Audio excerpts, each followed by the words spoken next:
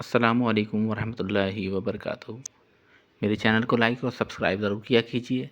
अब आप ये देखिए, इंसान मेहनत करता है, घर बनाने की इब्तिदा करता है, शटरिंग से लेके और बुनियादें खोदने से लेके और इब्तिदा से इंतहा तक इस स्टेजेस के ऊपर मैं आपको दिखा रहा हूँ कि कहाँ-कहाँ, क्या-क्या चीज़ें ज़रूरी, जैसे इस पे तराई ज़रूरी है, उसको हाईलाइट किया गया है। इसी तरीके से जब ये छत बना रहे हो तो ऊपर ये जो सरिये निकले हुए हैं, ये ज़रूरी होते हैं। इसी तरीके से ये जब ये छज्जा बन रहा होता है तो इसमें फेसिंग ज़रूरी होती है। इस तरीके से इसमें चौखटों की देखें मोटाइयाँ, और ये सारी पहले से ही लेके रख ली जाती हैं। ऐसे ही ये जो सेवरेज की लाइन है, ये उल्टे हाथ से अगर आप इस्तेमाल करेंगे तो ज़्यादा बेहतर रहता है। छत की देखिए, छत के अंदर पहले से ही बिजली के तार वगैरह डाल दिए गए हैं, अब प्लास्टर शुरू करवाएँ।